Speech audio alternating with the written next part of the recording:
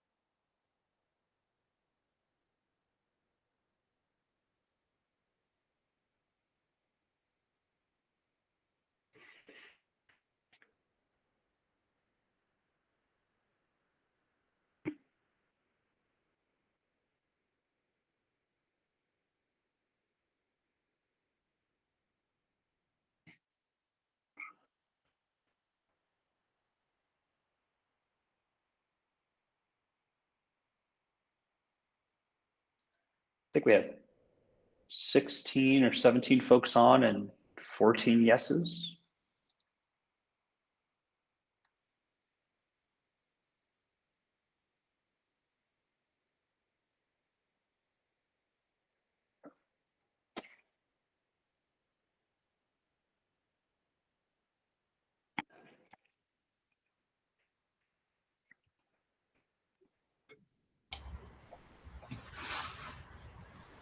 Hi, Sunny.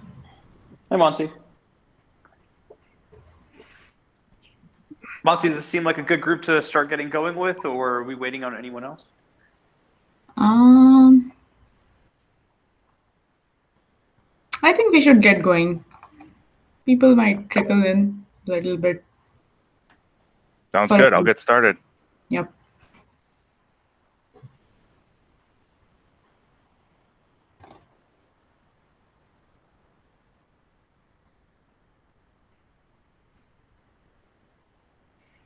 Give me one moment, please. No worries.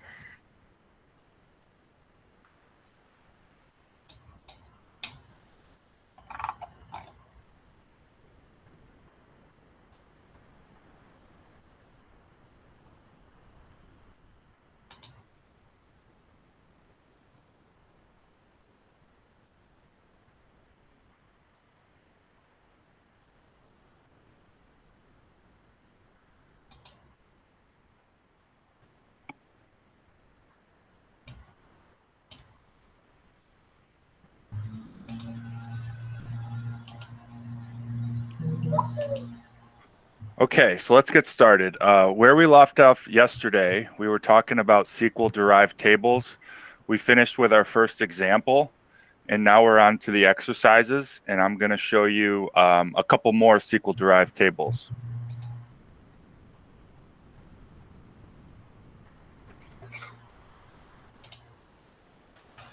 So the first question, how many orders does each customer make in total, and how much do they spend?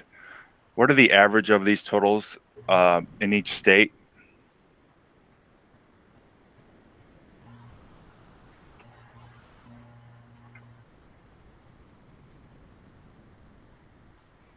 So I'm going to pop a SQL query into the chat.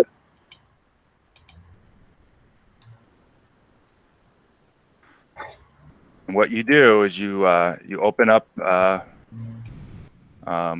Looker browser and you go into SQL Runner, and then you drop that SQL into the query editor, and let's hit run.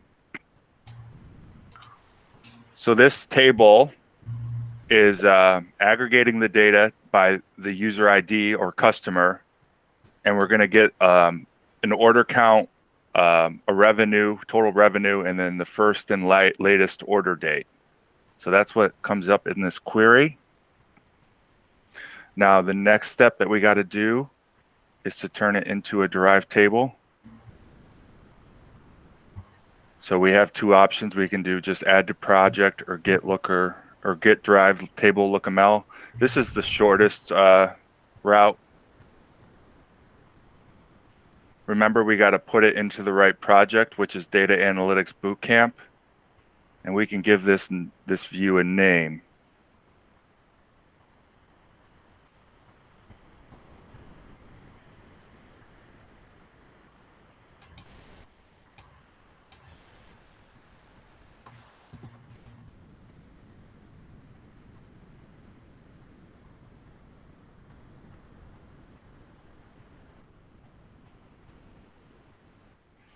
So now it's added to the lookml. I'm going to turn this back to SQL Runner because I don't like having the same version of the browser open. If I refresh it, now I see the derived table at the bottom. Step one is to add it into the views folder.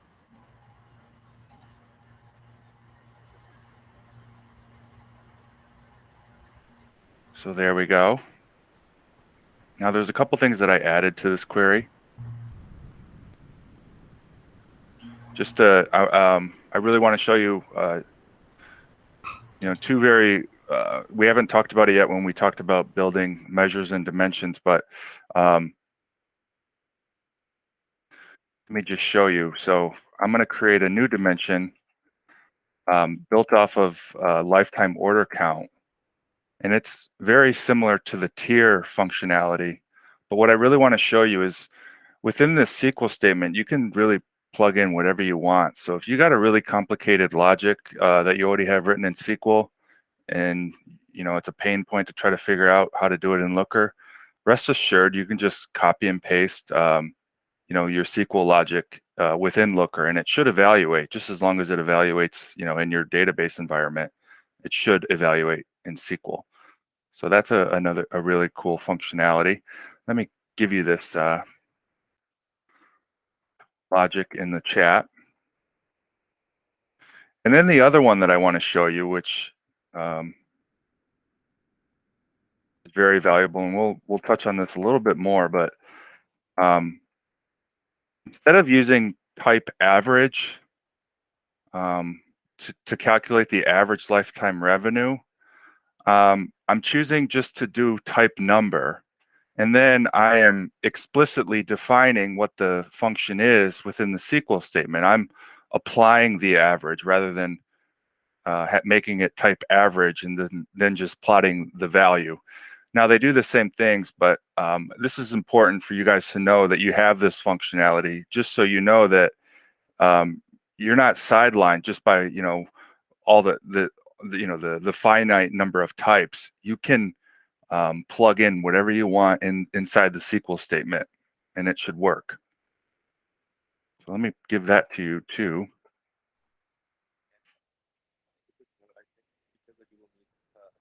The last section of code got cut off. For telling me? Was it because it was, oh, it's too much. That's unfortunate. I'll have to give it to you in pieces.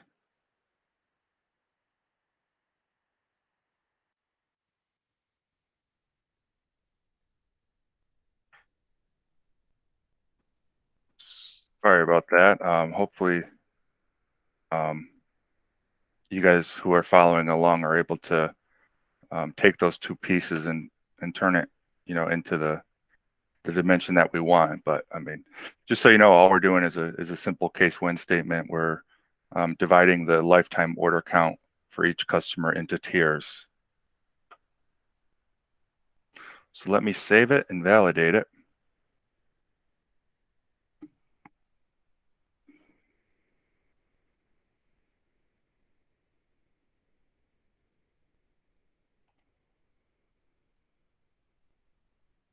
Oh, one last thing that I didn't do. I forgot to do this. We need to add this table to the Explorer, which is very easy. We go into the models folder, and I have a long chain of joins.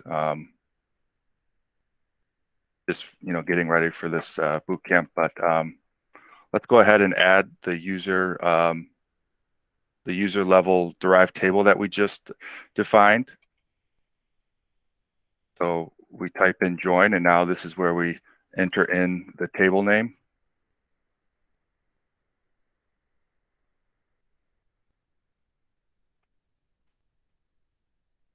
Type is left outer. SQL on, which is very important. This tells us to join. We're joining on user ID.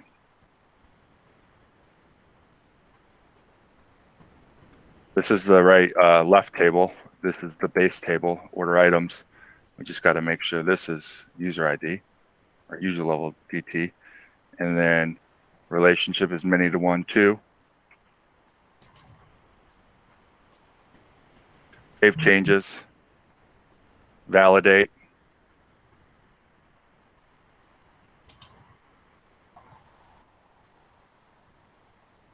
Danny, quick question. Yes. So, say we get some errors while validating it. I can see that the error description is on the right-hand side. But in case we are not able to decipher it, is there any library where we could look up the error and see how to resolve it? Because it's a language, errors are bound to happen sometime, right? Yeah. I think Looker has a fantastic set of documentation, and it works very well with Google. So, what I do when it comes to the error is I'll just copy and paste what the error says into a Google search, along with a Looker keyword, and that usually helps, diagnose what the problem is and how to fix it. Okay, so Google just leads you to the resources. Correct. That's what I use. Okay. Cool. Thanks. You're welcome. So if I go into this table, let's look at the lifetime order count group, and then let's plug in some order item metrics like count of orders, total sales. We can do total profit.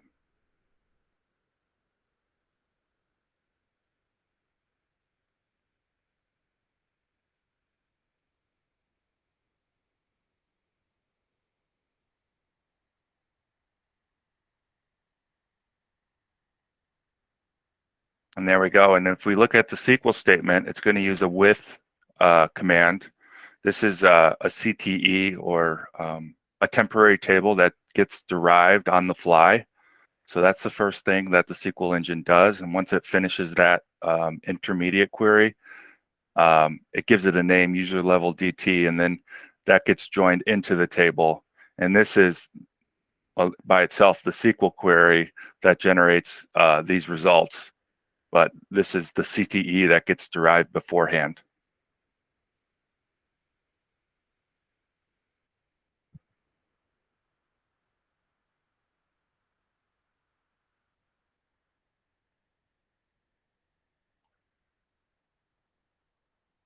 Okay, for the second question, what is the percentage of inventory sold by SKU? How can we then find the average percentage of end inventory sold by brand or category?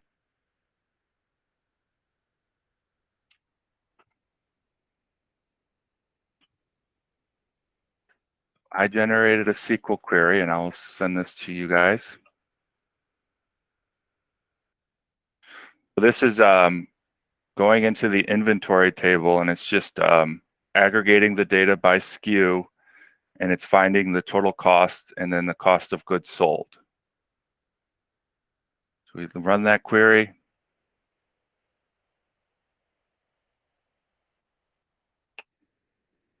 Now we can add it to project.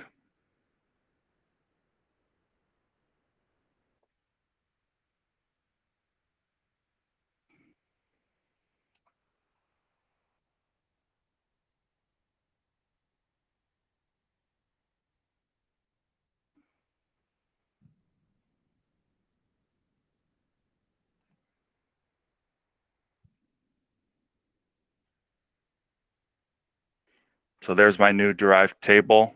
Let's plug it in. Another thing that I forgot to do in the first one that the first derived table that we just defined, which is very important, is defining the primary key. I forgot to do that.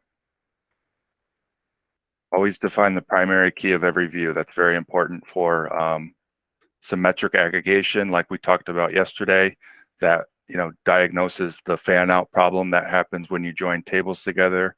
It will ensure that the metric calculations are still correct, even when there's joins that would make them incorrect. So here is the derived table. Let's define the primary key. Oh, that's not the derived table. Excuse me, I was in the wrong one. This one is the primary key. This is the old one that we just did. The one that we just made just now is the skew level. The primary key is product skew.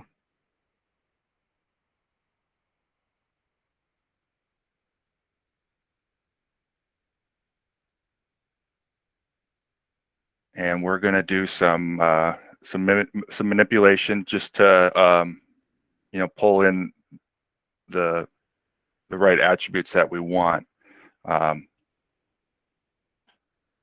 So we want to create I said this already, but these are metrics: total cost, cost of goods sold, but they're treated as dimensions. That's very powerful because now it's at the row level rather than it being an aggregate, which allows us to perform an aggregate on it. Otherwise, we couldn't, because it would be a double aggregate.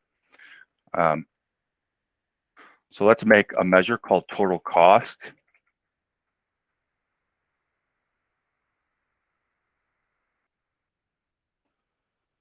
Now, I already have a dimension called total cost, and I really want the measure to be called total cost. I don't want to put a suffix after this measure. So I'd rather put a suffix after the dimension of total cost. Now, this is a metric defined as a dimension, so it's used to create other measures, but in and of itself, in the Explorer, we never need metrics that are defined as dimensions. They don't have value. So we can hide total cost, the input value, and make a new measure called total cost that points to this dimension that we just tweaked, that is now called total cost in, and that will work.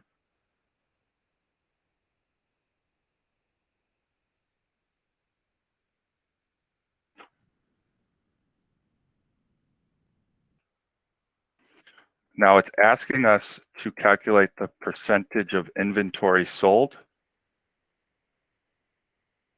We're going to make a new dimension. This is going to be a dimension because we're still not aggregating. This is more or less a calculated column rather than an aggregated measure. So this is a dimension of type number, and it's just at the row level, we're calculating the percentage of inventory sold, which is the cost of goods sold divided by the total cost. I can send that to you guys in the chat if you want to plug it in. Now I want to create a measure off of this dimension that we just created.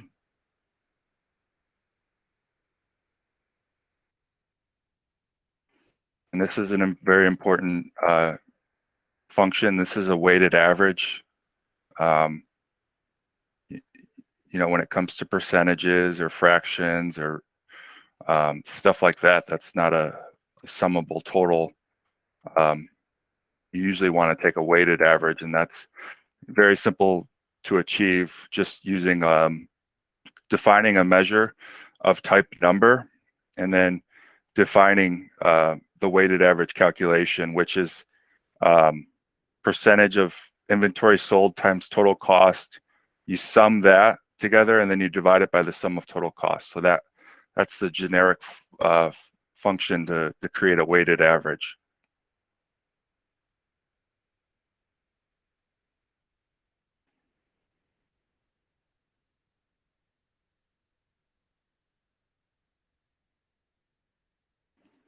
Okay, so let's save and validate. Now we need to add this table to the join to the Explorer. So go to the bottom. Let's make this join. I'm going to copy an old example.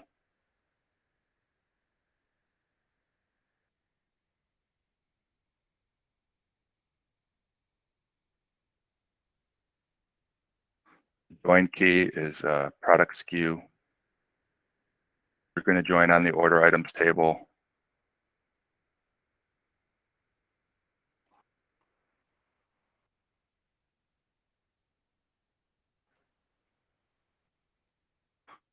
Okay, we can't join on the order items table. We have to join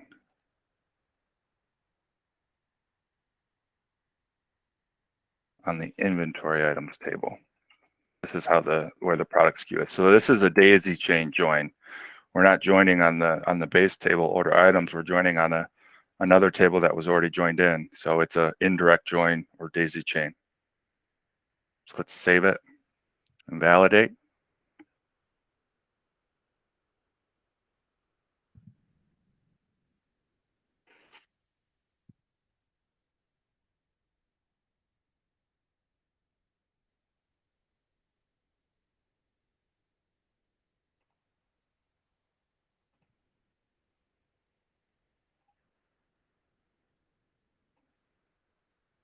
Let's get that SKU level metric that we just created, the average percentage of inventory sold.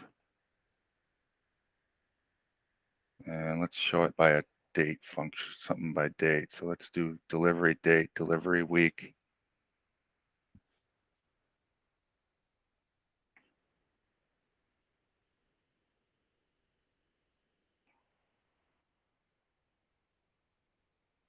Gonna unpin axis from 0. We got a weird value right there, 98, but most of the time the value is around 95%. So the average percentage of inventory sold is usually 95%. If we go into the SQL, once again, like I showed you before, it's going to create a temporary table using the with command, and then it's going to join this temporary table into the base table.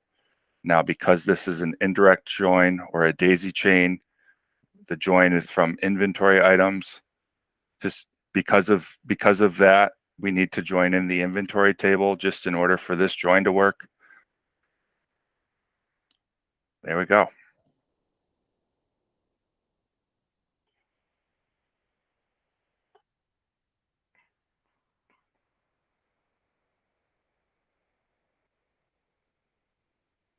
So now we're going to talk about native derived tables, which are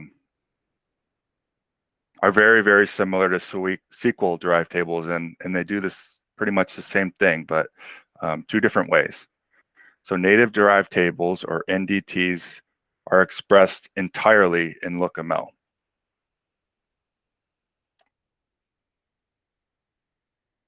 Why use NDTs?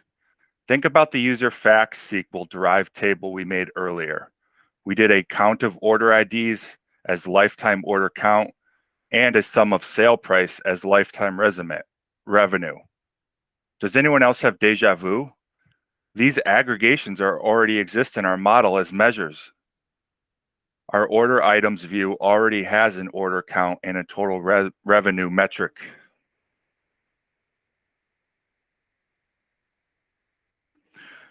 Native derived tables are awesome because they embody that essential LookML principle of reusability. They allow us to inherit already existing dimensions, measures, and even explores and join logic. This makes your model much more maintainable in the long run, since you're minimizing the number of hard-coded database references. And even though they may look a bit intimidating at first, I promise they will be much easier to read and understand once you've been writing LookML for a while.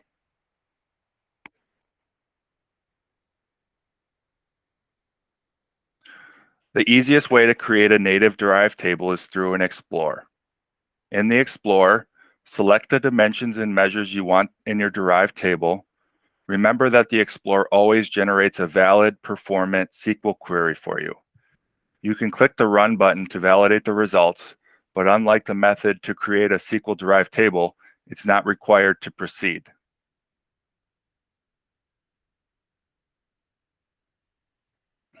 Next, you click on the gear icon in the top right corner and select Get Derived Table LookML.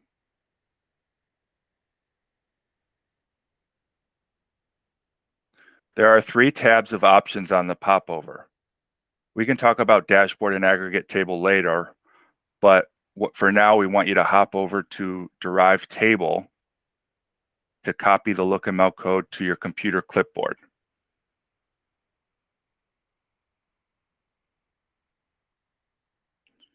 Return to the IDE and click on the plus icon to create a blank view file.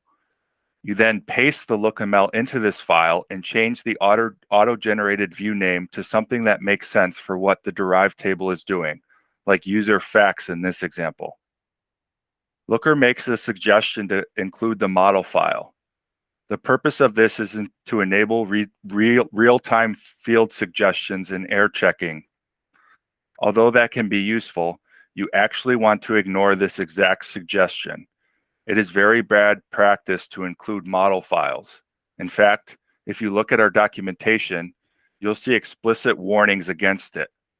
Model files almost always include other files. If you have lots of files including each other, then you may risk creating circular dependencies in your model, which would confuse Looker and throw syntax validation errors.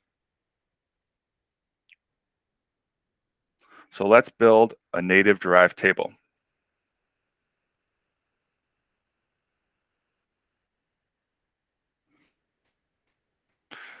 So native derived tables originate in the Explorer. You build the table that you want within the Explorer. So for this one, we're going to do another user ID table. So let's do user ID, the count of orders, the count of items ordered, total sales, and total profit.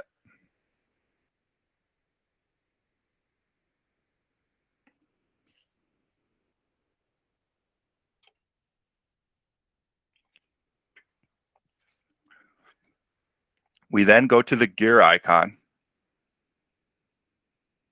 and select Get LookML. So there's 3 browsers. These 2 we don't need to worry about. It's the one on the third one that we need to copy and paste into a clipboard. So copy all the code. I'm going to open up a notepad, paste it in the notepad, exit. Now I'm going to go into my IDE and I'm going to click a blank view file, create view. What do I want to call this? Let's call this user level NDT. I think I already gave that name already when I was building this on my own. So you can name it just NDT, but I'm going to name it 2 just to make sure that there isn't a collision.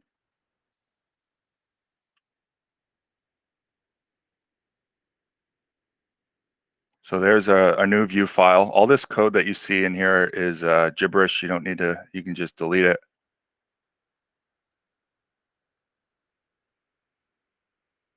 So we drop the file into the folder. Now I'm going to go to my clipboard and paste in the code that defines the native derived table. Now, if you look at this code, it's definitely a lot different. You don't see any SQL, and that's what makes it special.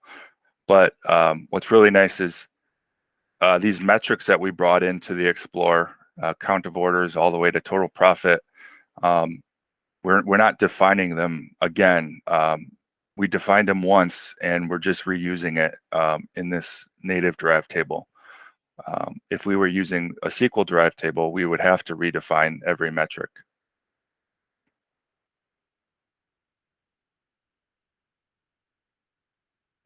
Now, we got this include a model file. This is what Looker's warning about never to do. They give you this code, but you should always delete it.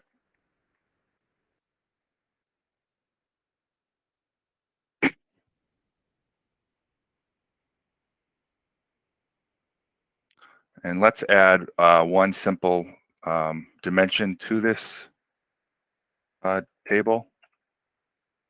Customers with multiple orders, it's just in a flag. If there's multiple orders for the customer, it flags it. If there's only one, if the customer's only made one order, then it's a no. I'm gonna send you that code in the chat. We just defined one metric, and note that in defining this metric, even though this is a native derived table, I'm using the same code as I would in any LookML to define a dimension. So there's no new learning there. Let's save changes, validate. Oh, I forgot to give the view a name. It gives it a unique generic name. I want to name this what I named the view file.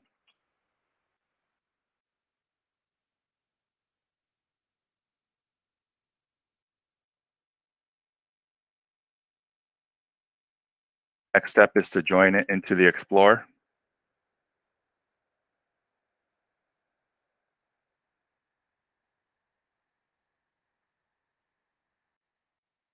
I might have. Yep.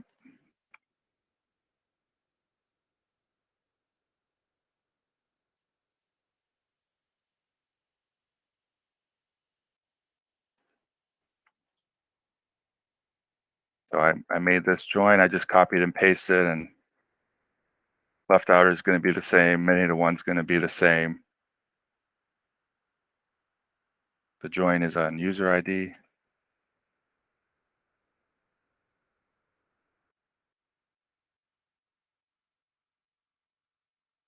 And we're going to join via the base table.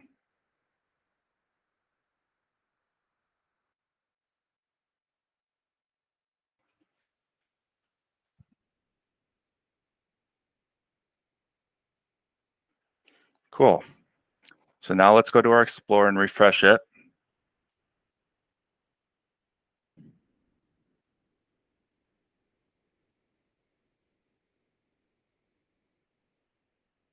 Let's get rid of all these. Here's our table. Let's bring in that yes, no dimension that we defined. Let's also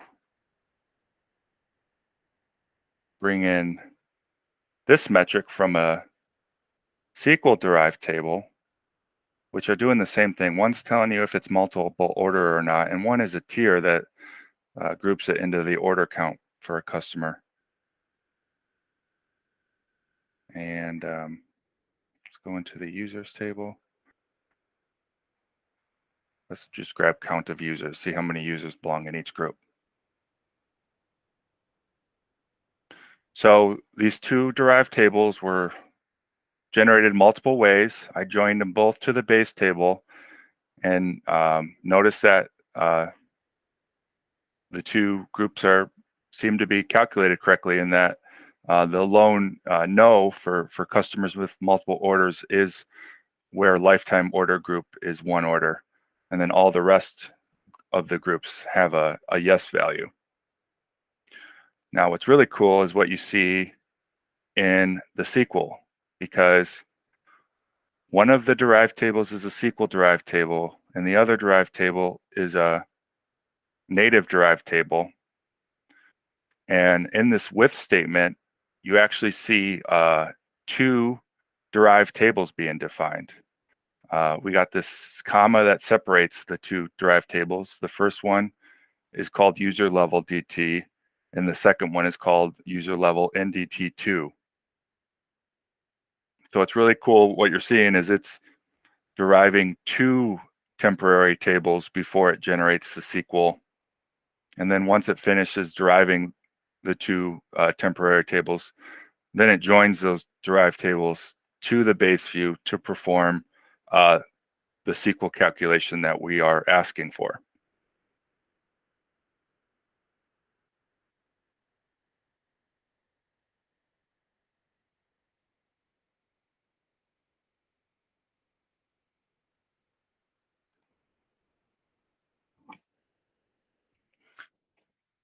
The native derived table looks pretty different from the SQL derived table, doesn't it? But functionally, it's pretty much the same. The explore source parameter points to the explorer in your model that serves as the foundation for the derived table. In other words, it's the from part of your SQL query with any required joins. The column parameter specifies the output column for the derived table. In other words, it is a field being selected. Sometimes you will see a field parameter inside the curly braces for a column. This is only used for disambiguation, so Looker knows exactly which dimension or measure to use if you have more than one field with the same name throughout the Explorer. If your field name is unique throughout the Explorer, you can leave the curly braces empty. Filters can be used to apply filters to the derived table, similar to a filtered measure. It adds a where or having clause. We'll do some practice on this soon.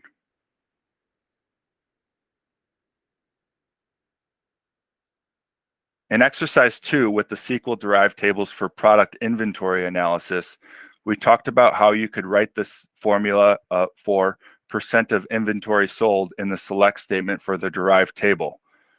That's not a field that currently exists in our model. And in NDT, you would use a derived column function for the same purpose to introduce logic or a calculation that should be compiled as part of the derived table selected statement. If you need to add a somewhat dynamic where or having clause to your derived table logic, you might need a function called bind filters. This takes whatever filter a user applies on a dimension or measure in the Explore query and also makes it trickle down to the derived table query itself. We'll work on an example of this momentarily. Another function, expression custom filter, frankly does not get used very often. It is similar to filters, except filters only let you specify what are basically key value pairs, and then it forces an and conjunction between multiple inputs. The function expression custom filter, on the other hand, lets you define nuanced logic with your own choice of and or conjunctions and order of operations.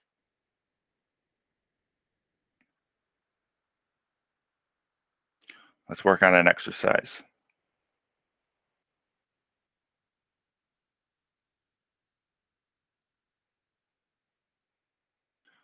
So the first question, what's the average number of items purchased per order and the average order value by user location?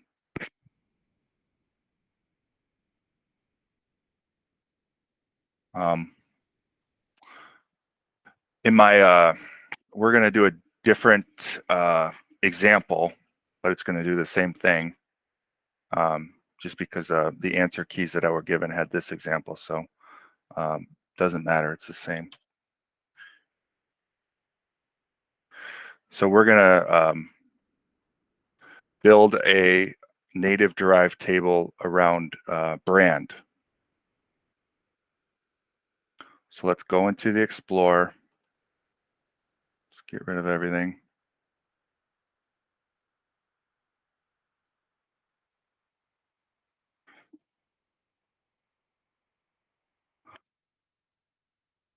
Let me find brand. There we are. Go find brand from products. And let's get total sales by brand.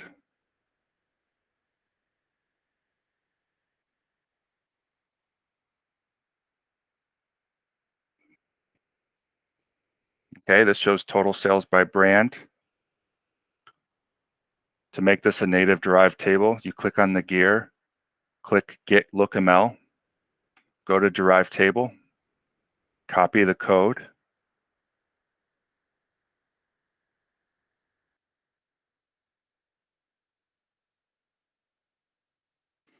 now go into your IDE, click the plus button, create view.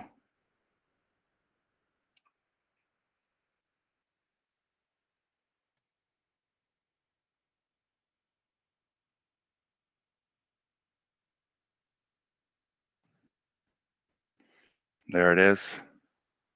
Drop it in the folder.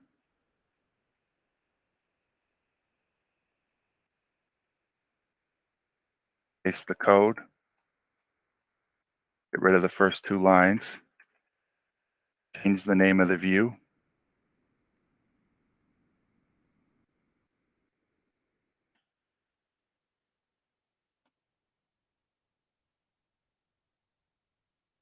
And we're going to do a couple things to this. We're going to add a derived column to this query.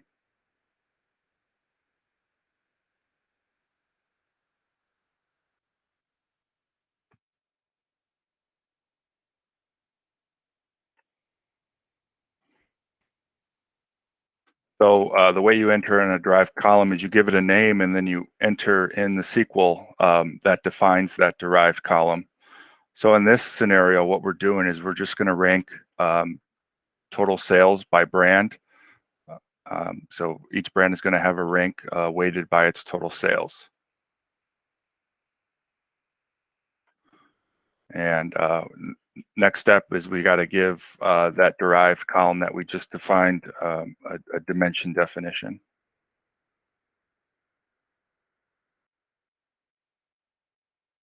There we go. That's how you add a derived column.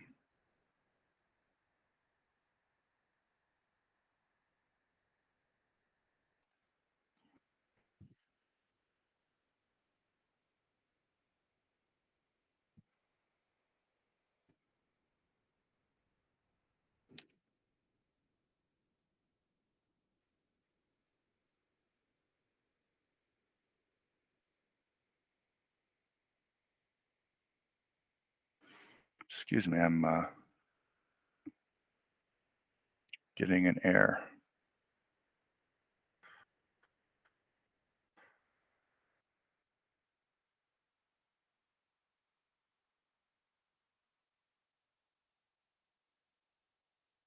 There we go. It was one of these parentheses that was causing an issue.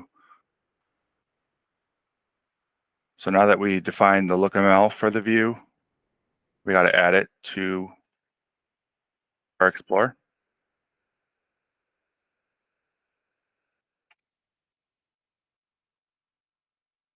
Copy the same code that I did on my own, just give it a different name.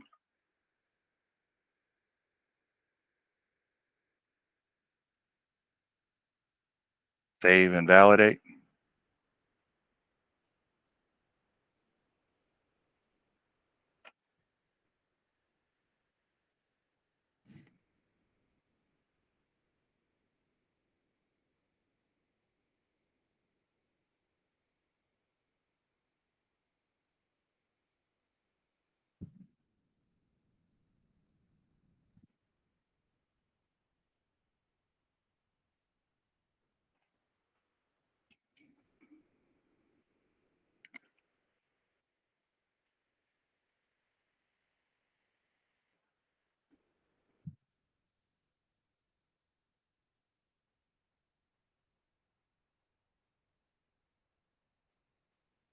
So as you can see, this brand rank is working correctly. We aggregated brand and total sales, and it's sorted by total sales. As you can see with this down arrow, that's what's sorting it. And you see the rank is coming in perfect order.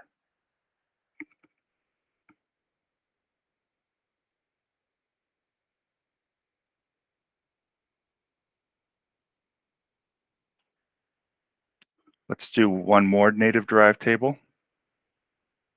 This one, we're going to use a lag function to get a year-over-year metric comparison.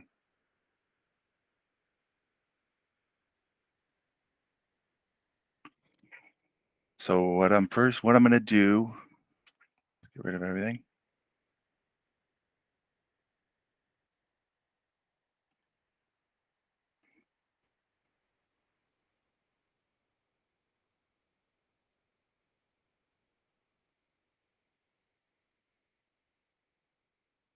Get registered week, total profit.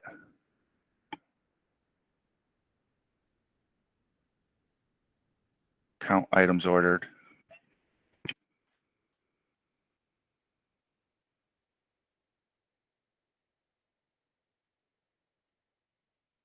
The question is, create an NDT which shows the average profit per order line per created month.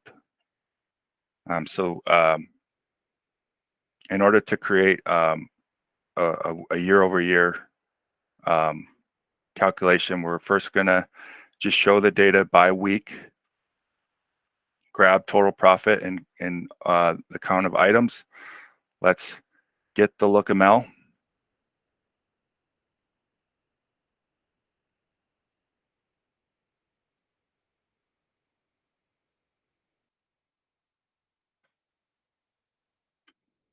Go into the IDE, create view.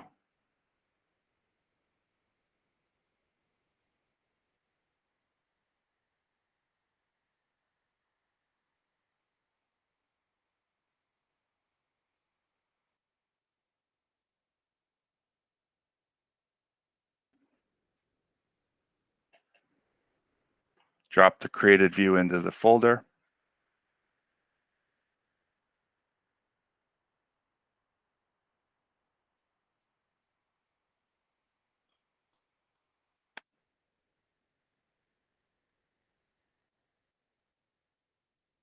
And paste that code, get rid of these first two lines.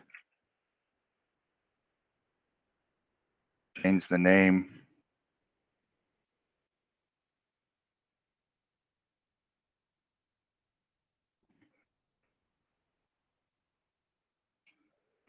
Now there's a few things that we got to do. The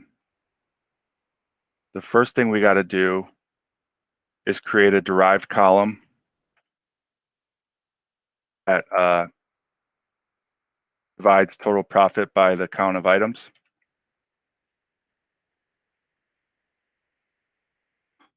Give it a name. Open this up. SQL. Now this is a little different, but I'm entering in the SQL for this derived column, but notice there's no $sign parenthesis wrapped around it like you saw all the other times. You just enter the field in its raw form without any other characters. So that calculates the total profit per item. Now to create the year-over-year one, the total profit last year, it's the same function, total profit divided by count of items, but we're introducing a lag function where we're going to lag it over by 12 months, and that's going to give us that metric for last year.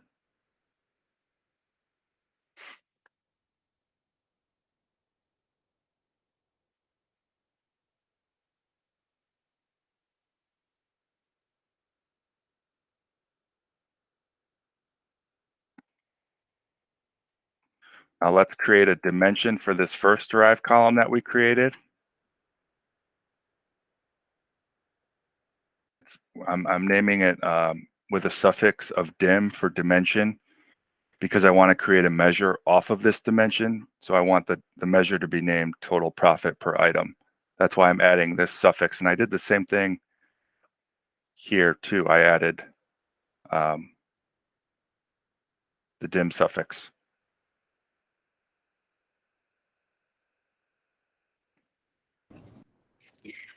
Hey, just a question, Danny. Yes. If we're lagging 12 rows back, but the rows represent weeks, then aren't we just going 12 weeks back?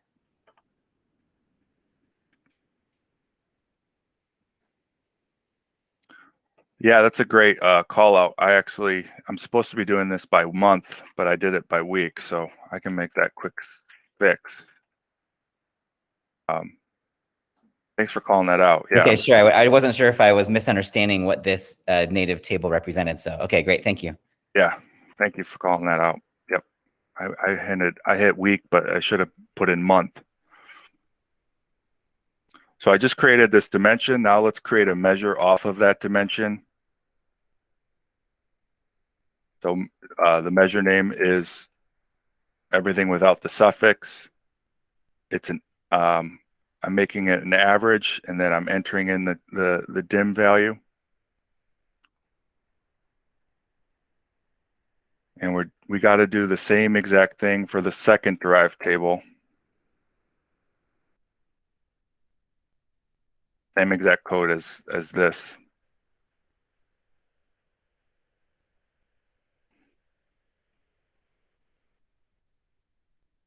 Save. Validate.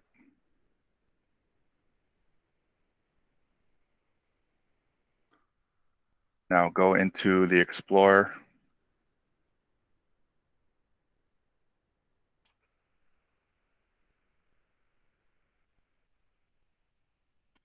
Point it in. Save. Validate. Now let's see what it looks like.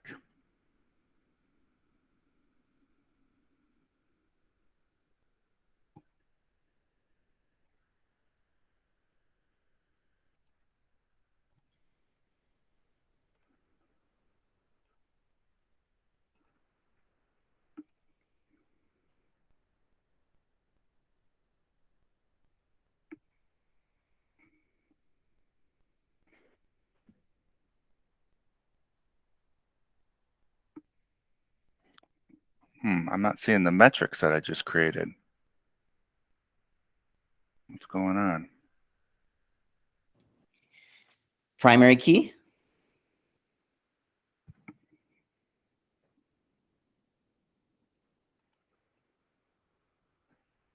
Very possible. Thank you.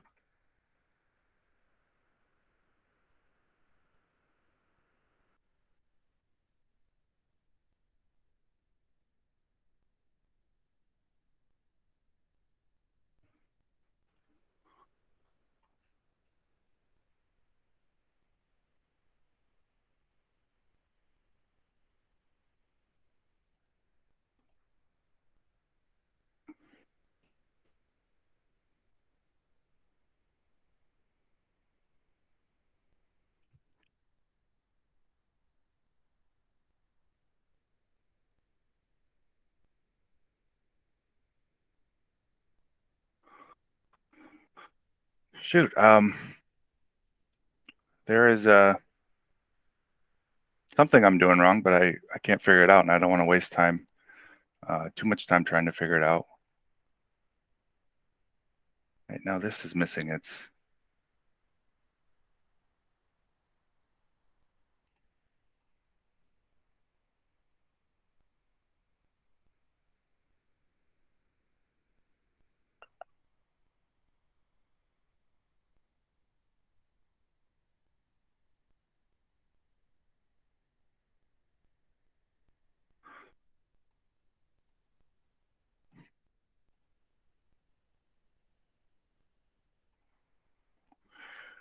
sorry about that. I'm going to move on. I'm running into an issue and not seeing those measures that I just created. Sorry about that. I don't want to spend too much time trying to figure it out, so I'll just move on.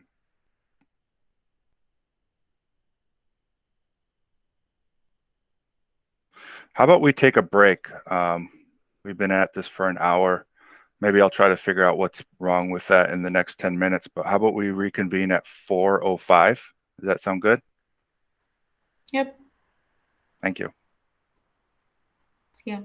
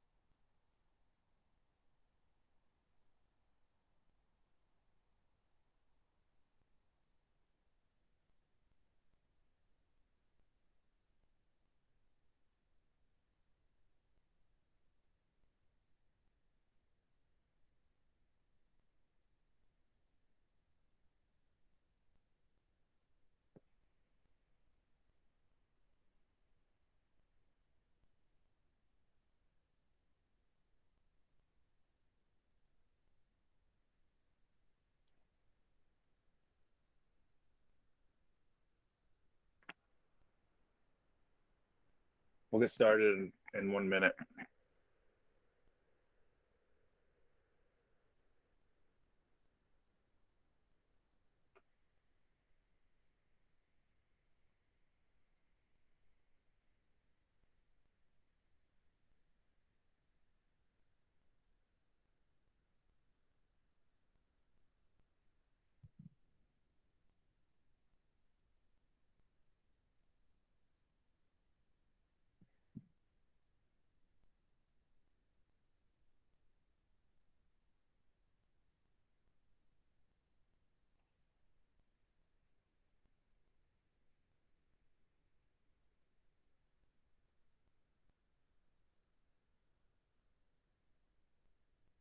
All right, let's get started.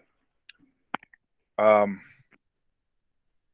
was just nothing I was doing wrong in my last problem. I was just looking at the wrong table. I was looking at the brand level. I needed to be looking at monthly profit. But what I did was I dropped in a month and then total profit per item this year versus last year. And it's showing a year over year profit per item by month in this line chart. There are many ways to do year over year analysis too. This is not the only one.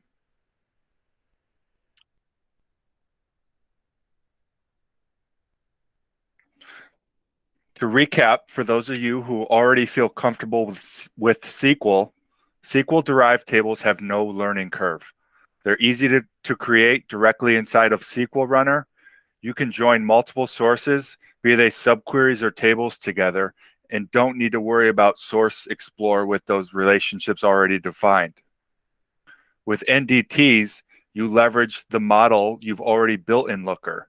You minimize direct references to database objects. It requires more upfront work in situations where you don't have existing explorers to use as a source. And you can often have much more concise LookML code with NDTs.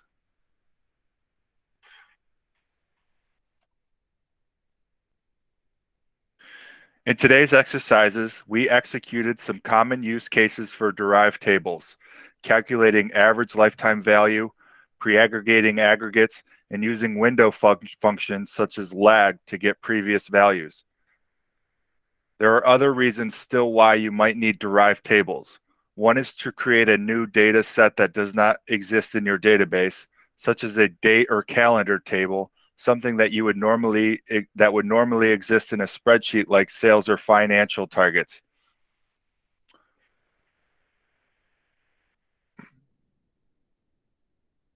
Another reason for a derived table is to improve performance. In this case, you'd need to make a persistent derived table, so it is always pre-compiled and the data is ready to go when the business user needs it. Examples of this would be summary or roll-up tables or denormalizing a normalized data structure.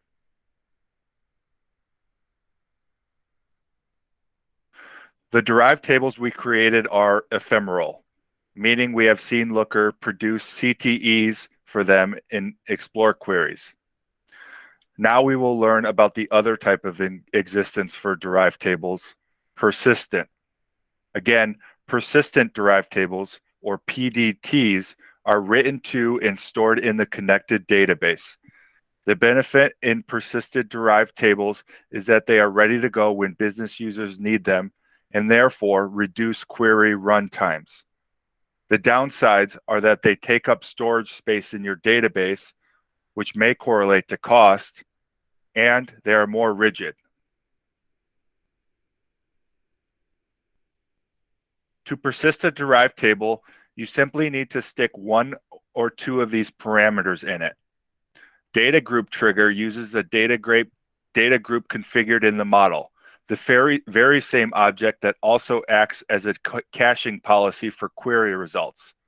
This is the best practice for persisting derived tables. SQL trigger value does the same thing for a PDT as the SQL trigger parameter for a data group. We would write a select statement that returns one value, and Looker would ping that select statement to the database repeatedly. Once it discovers the result has changed, it would take this as a cue to rebuild the PDT. Persist for is similar to the max cache age parameter for a data group.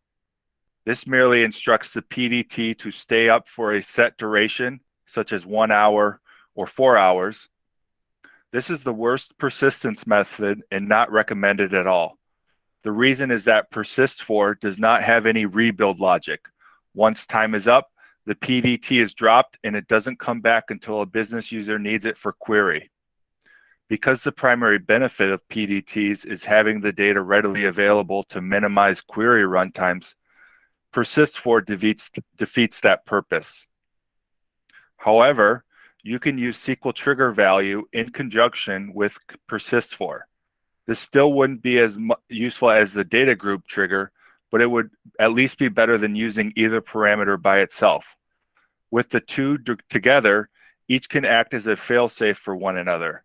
You would be saying, even if no change is detected by the SQL trigger value check, that could mean something went wrong, or that could mean something went wrong with the ETL or SQL trigger value itself. So let's take down the PDT regardless after, say, 2 hours. It is also recommended to add indexing. This is like a card catalog in a library where you could look up the location of a book and find it among the shelves more quickly than if you were roaming the shelves by yourself. Similarly, indexes help databases process queries more quickly. Looker accepts the indexes parameter for most database dialects. If you are on Redshift, you should use the sort keys and distribution parameters. And for BigQuery, we have cluster keys and partition keys. These are all the ways to optimize the storage of data in PDTs.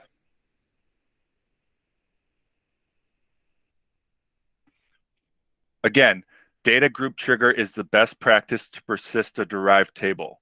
This is because we would once again be reusing something that has already been defined in the model, the data group.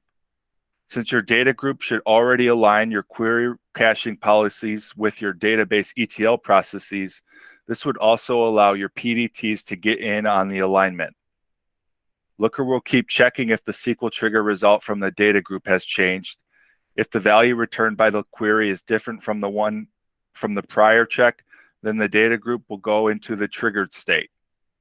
Looker will proceed to rebuild any PDTs with that data group specified in their data group trigger parameter.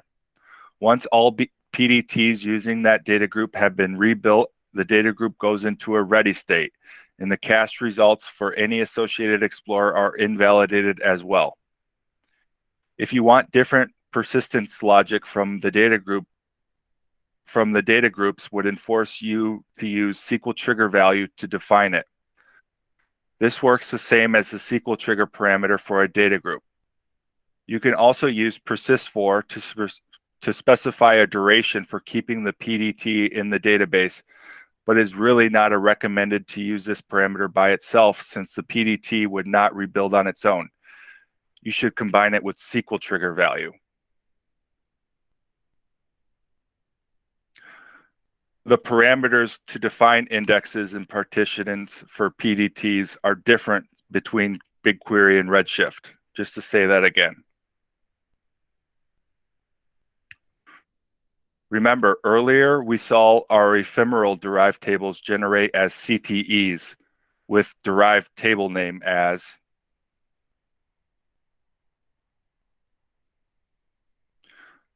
By contrast, a PDT will run a SQL create statement and then live in the underlying database as yet another physical table.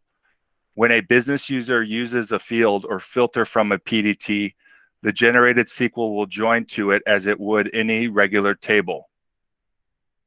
If you want to test a newly written PDT in development mode before committing and deploying the code, Looker will build one version of it.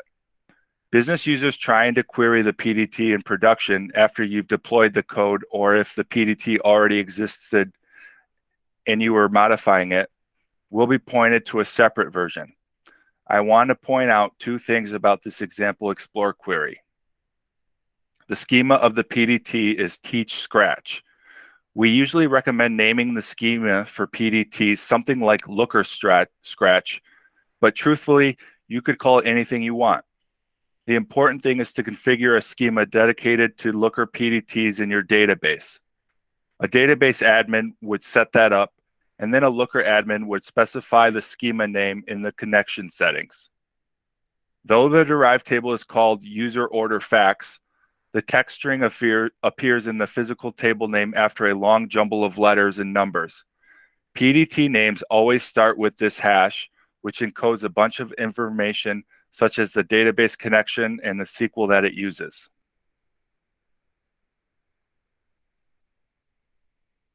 So let's try this out.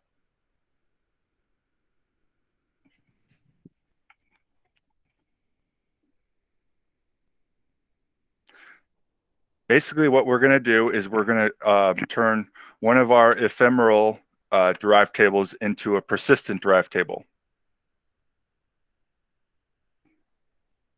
So the question is, persist the order facts native derived table to refresh based on ordered items data group. This data set is in Redshift, so don't forget to add distribution and sort keys.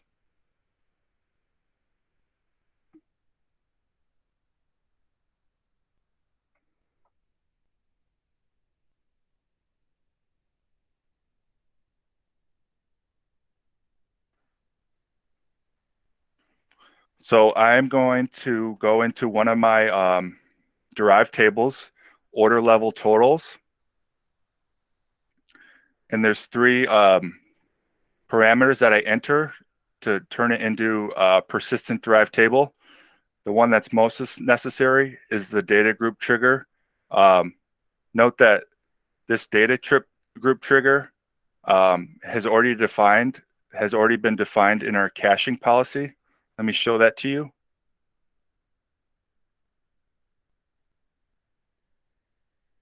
What did we call it?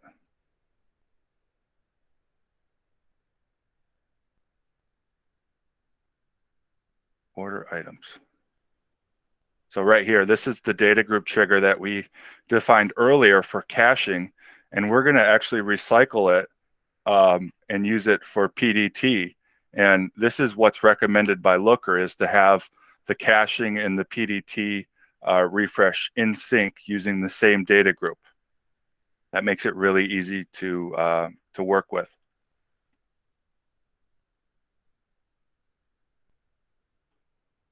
So after adding that, let's go into the Explorer and see what happens when we use that table.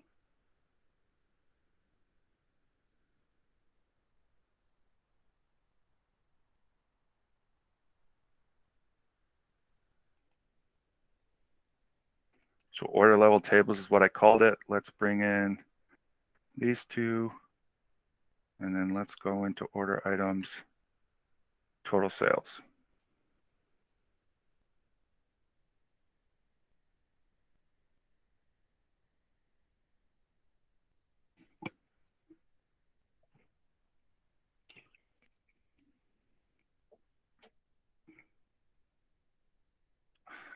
So if I go into the SQL, this is what's really cool, in that this is a derived table, but there is no with statement because nothing is being created on the fly. There is no intermediate table or CTE that is going to get created. What already exists is a PDT, and this is the name of that table. It's in the schema looker or teach scratch. Looker recommends this be called looker scratch, but it can be named whatever you want. And then the table name has got a long random hash in front of it. Yeah, PDTs, I mean, if you're working with some really, really large tables, this is a high value add just for query efficiency. So it's a very valuable tool to know.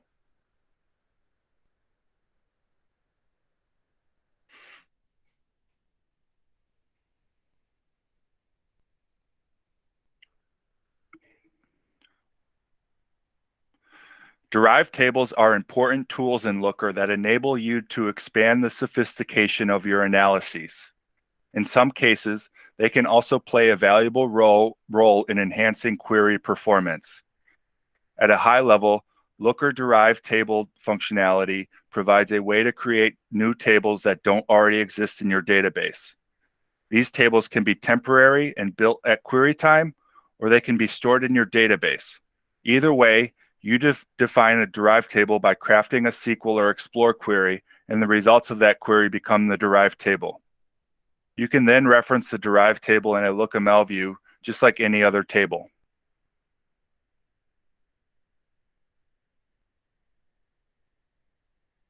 If you have a use case for it, you can make SQL-derived tables select from one or more other derived tables. This would create cascading derived tables due to dependencies between the tables. Given that PDT names always start with a long hash, we can use the .SQL table name substitution operator to refer to the view name. This enables Looker to plug in the physical table name at runtime. If you persist the cascading derived table, then it is important to ensure they rebuild in the correct sequence. Otherwise, a PDT may rebuild without the recent available data. PDTs automatically rebuild via a SQL process called the regenerator, and you cannot control the sequence that the regenerator uses. So one way you could try to make all the PDTs build in the right order is to time their SQL trigger values. If each one takes roughly 10 minutes to build, you could stagger each PDT's SQL trigger value to trigger 30 or 60 minutes after the previous PDT. However, this isn't foolproof. Your database could experience a hiccup, and then you wouldn't be able to guarantee the preservation of all those careful timings. This is another reason why data group trigger is better than SQL trigger value for applying persistence. If all your cascading PDTs use the same data group trigger, Looker will actually be able to detect dependencies and rebuild the PDTs in the guaranteed correct sequence.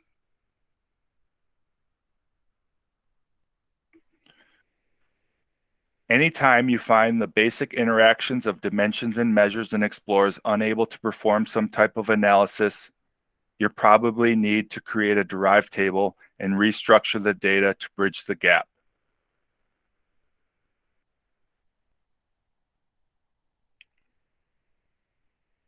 Now we're going to talk about Looker administration. This Boost Camp is for LookML developers, most of whom are not Looker admins. However, some admin configurations affect and can be used in the LookML model. As developers, we need to know about them at least at a high level to interact with them appropriately. It can also be helpful for developers just to know some admin stuff for a better understanding of how the overall Looker platform looks.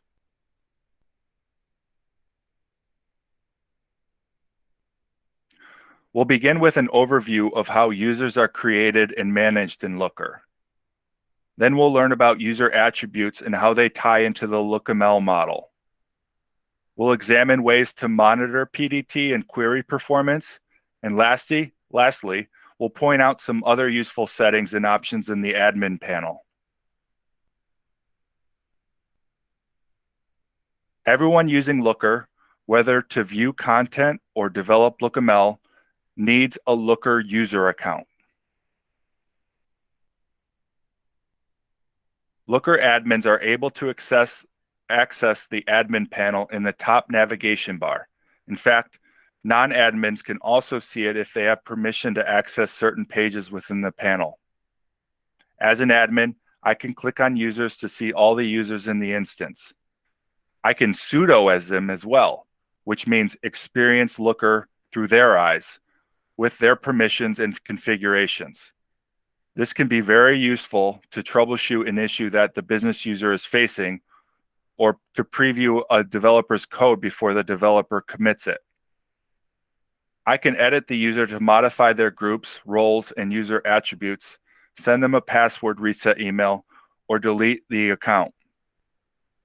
And I can disable the account, which prevents them from logging in but preserves any content they had created. This is different from deleting. Deleting is irreversible and more severe, which is why the button is hidden way down at the bottom of the edit page. I can easily create a new user by clicking on the Add Users button.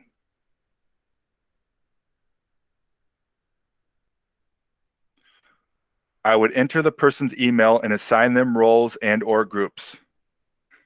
The best practice is to put users in groups, assign roles to the groups, and have users inherit the roles from their groups.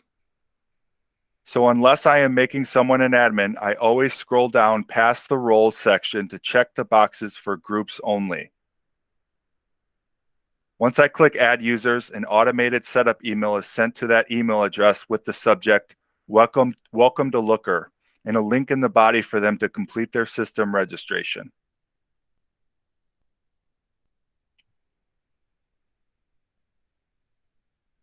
There are 3 pillars of Looker access.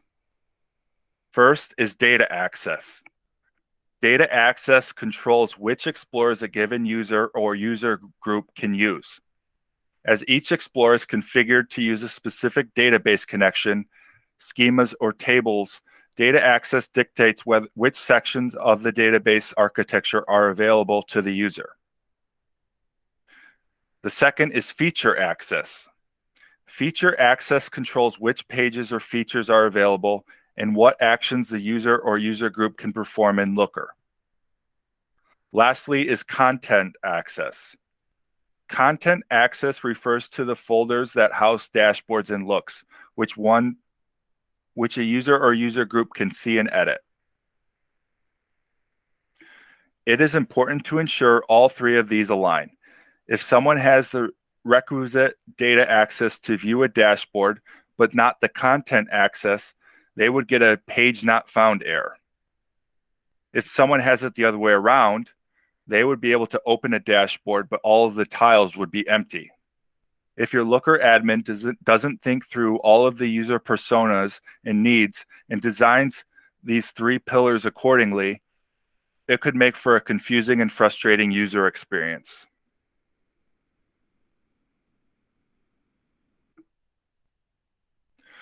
The first pillar, data access, grants people access to explorers through model sets. Model sets are bundles of models, although they could be just one, and models, as you have already learned, are bundles of explorers. So what does this mean for you as a LookML developer? You should ensure all the explorers you are putting within a single model would be relevant to any user demographic who's going to be using that model. If some folks might only use some of the explorers, you should split them out into a separate model.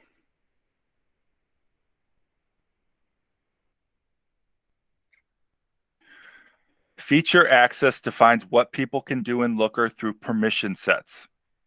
Permission sets are bundles of permissions such as access data, explore, save content, and develop. Many of the permissions are dependent on others. For example, you need to be able to access data to see looks. And if you can't see looks, then you can't explore.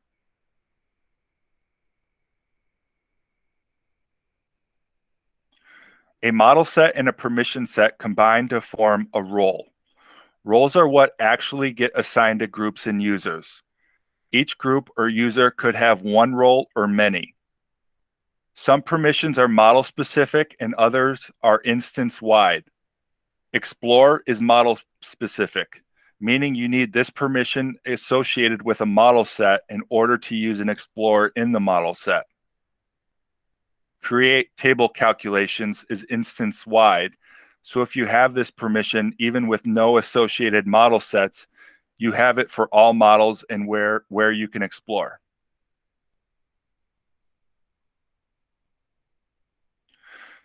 Content access determines which users can access which folders and how. An admin can manage content access from the content access page in the admin panel, which provides a helpful bird's eye view of the entire instance's folder hierarchy. Non-admins can actually manage this too, if they have the manage spaces permission. non-admins could click on the gear icon in the top right corner of a folder and select Manage Access. There are two levels of content access: Manage Access Edit and View. The former allows users to edit the dashboards and looks within a folder, and the latter only lets people view the folder and its contents. View users can be upgraded to a higher content access level of Manage Access Edit farther down the folder hierarchy. We can also hide child folders from view users of parent folders. However, Manage Access Edit users can never be downgraded to view in a subfolder or have the subfolder hidden from them altogether. The reason for this is, if I could manage access for this folder but only view the subfolder, I would simply change my own access level for the subfolder to Manage Access Edit.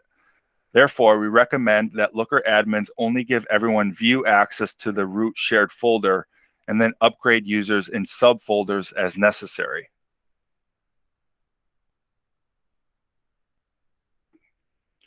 I stated earlier that each user could have multiple roles. Each user could be in multiple groups too, and each group could be assigned multiple roles. If a user is in multiple groups, they will inherit the sum of all the role model sets and permission sets combined, as well as all the content access. In this example, all users, which is the default user group that comes with every Looker instance, has the user role. And its level of content access to an example folder, let's say shared, is view. Kim is a user, so she inherits the user role and view level of content access. We also have a group called sales, which is a parent group for sales ops, as seen here, and maybe other groups not portrayed, such as salespeople and sales manager. Kim is also a member of the sales op group, which grants her the additional developer role and upgrades her content access level to Manage Access Edit.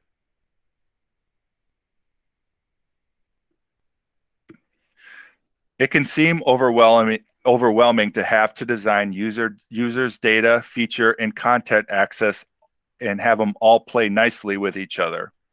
On top of that, if you are an admin, you have to think about the groups you need for your organization, which roles to assign to each, and whether some groups should be parents or child groups. Whiteboarding can be a helpful way to visualize and plan all this. Looker offers several roles, such as user and developer, out of the box, and many customers are content just to use those. Additionally, you can reconfigure groups, roles, and content access anytime, so don't worry about getting everything perfect from the start.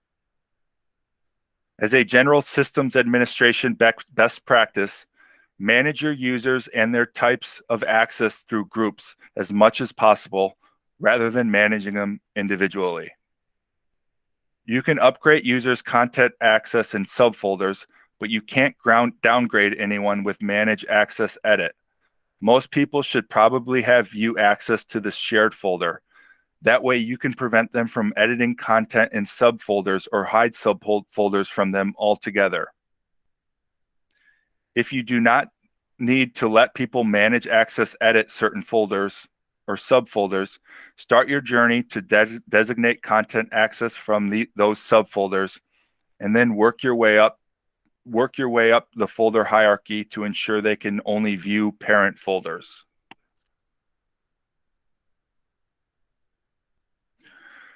User attributes are profile settings that Looker admins can create and manage. We can each see our own user attributes by clicking on the user icon in the far right of the top navigation bar and selecting Account. The ones in the top section are system defaults, as are the first three under Additional Details. The rest are custom ones made by the admins. Let me show you what the user attributes look like. So if I go onto my name and click Account,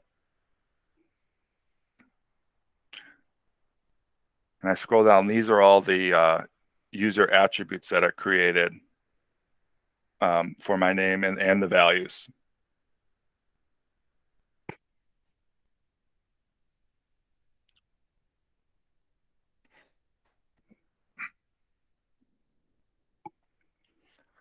As we will learn shortly, user attributes and their values can be referenced in the LookML model to customize the data outputs and user experience for each individual or group. Some of the detailed user attributes are email, name, and user ID. Customers often create their own user attributes for things like customer ID, company ID, and region. We can then make explorers, looks, and dashboards all auto-filter results based on the user's own attribute value. For example, if I am a salesperson based in the Northeast region of the US, I might not care about sales being made in other regions. When I use the Order Items Explorer or pull up a quarterly sales dashboard, I want Looker to know I am from the Northeast region and thus only show me data from my region. User attributes make this possible. A Looker admin can create user attributes by navigating to user attributes in the admin panel and clicking on the Create User Attribute button.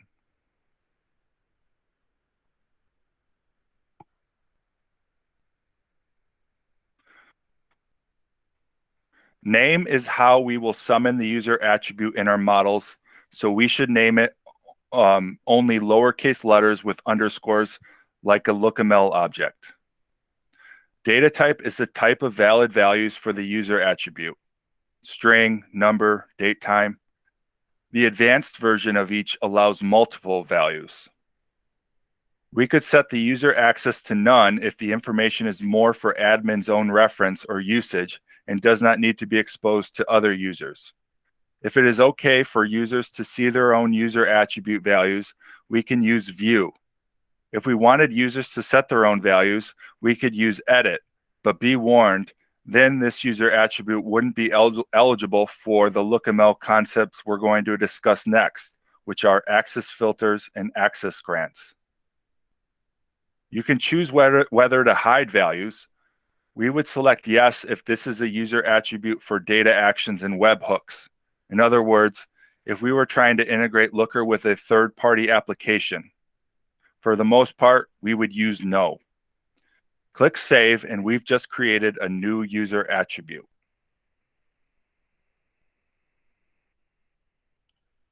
We've established that users should be managed at the group level as much as possible, and user attributes are no exception. By hopping over to the Group Values tab, we can set a user attribute value for an entire group. When a value is assigned to multiple groups, the admin needs to decide which grant should take precedence in case a user belongs to multiple groups. To do so, we can drag the groups into the order that should apply. Each group takes precedence over the groups listed below it.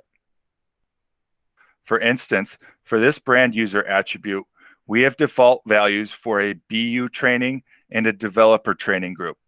Many people take both types of training, so they are a member of both groups. Dragging the developer training to the top of the list would ensure that its members are assigned the right values instead of the Levi's values.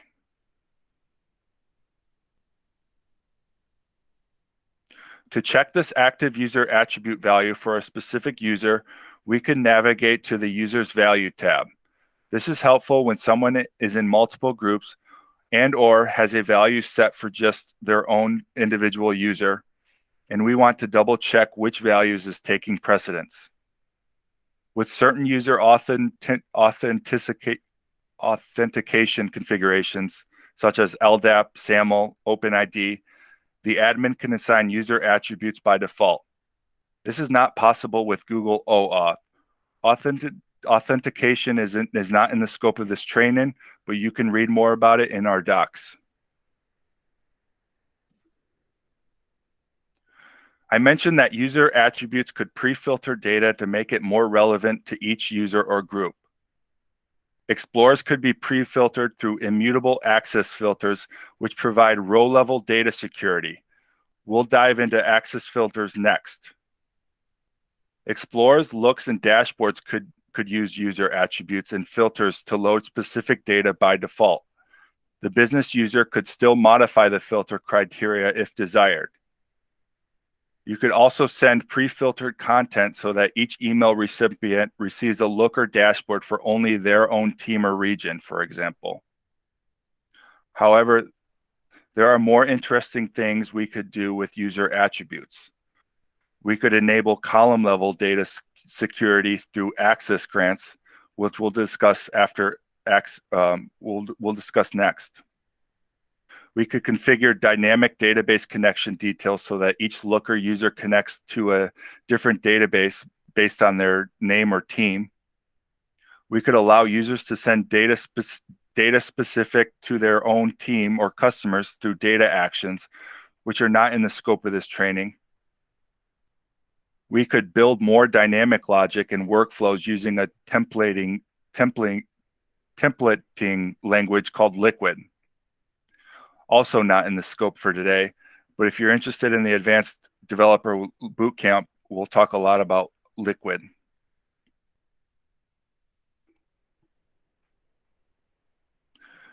Access filters provide row-level data security.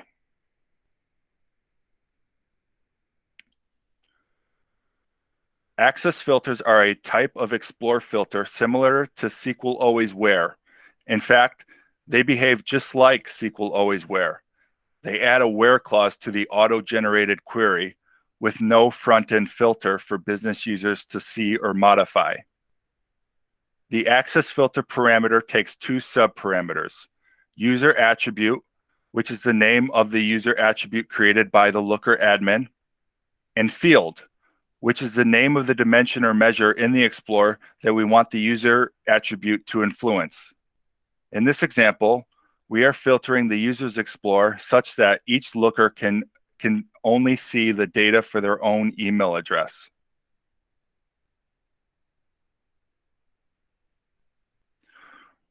Row-level security means that business users in the Explorer can all query the same tables and columns in the database, but not all of them can see the same rows of data. The where clause created by access filters excludes certain rows of data from certain people. Common use cases for this are ensuring users only see data for their own country to comply with a lot of rules, or ensuring users only see data for their own customers. You can place more than one access filter on an Explorer. This is the best way to handle user-specific data restrictions. You let Looker check who the user is and only show them the appropriate results. When access filters are used, even admins must have a user attribute value set. If no value is set, no data is shown. Admins can set the value as a % for themselves and others if appropriate, which is a wildcard. And that means just show me all the data.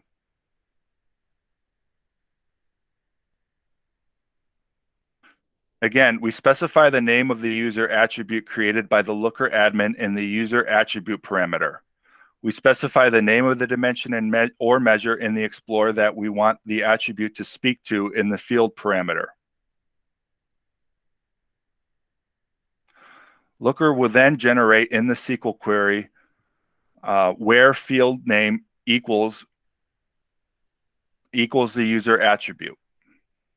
If there are multiple access filters for one Explorer, if there are other types of Explore filters, or even if the business user themselves added dimension filters, each additional filter would be appended to the where clause with an and.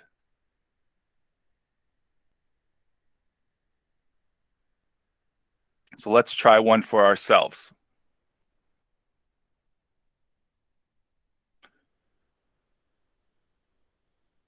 So the most important thing about this is I only need to see data for the specific states that I manage.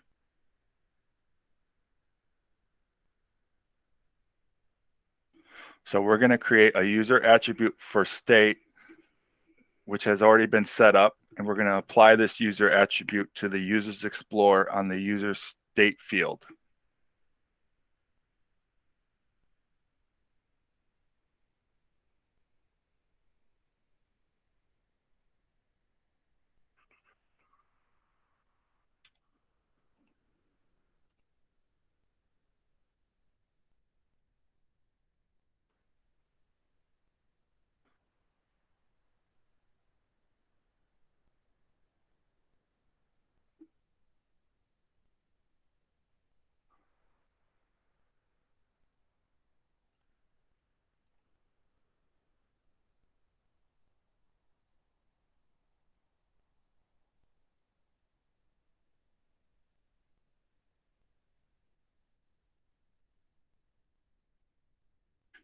Excuse me, I'm just trying to find it where I put it.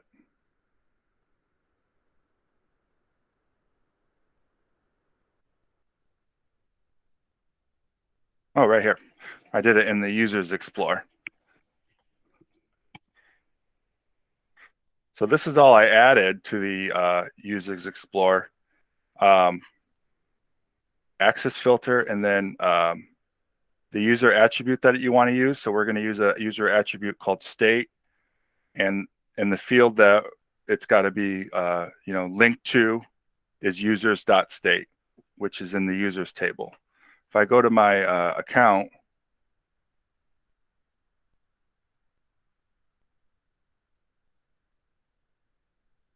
I should have a state parameter, user state, and mine is California.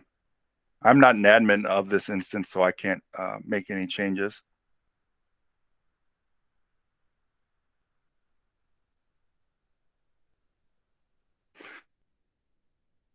But with that access filter, if I go into the Users Explorer,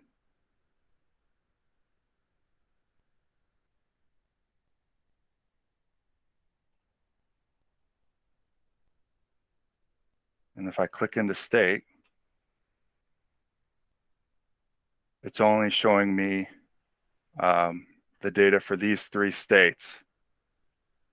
That must mean my attribute for state is 3 states. If I were to turn this off,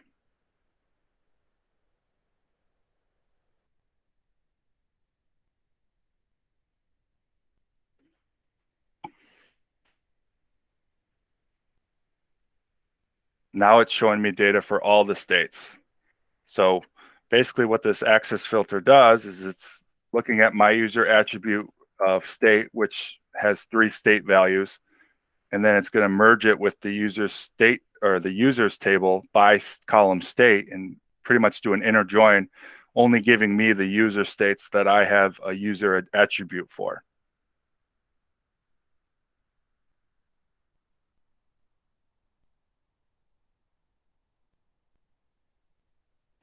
So that we can call it a day for today, since it's 4:50, but we just finished. We're going to talk about field permissions next.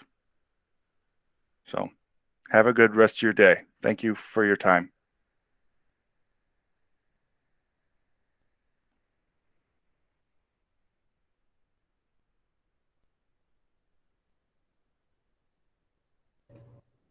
Thank you, Danny. Thanks, Jake.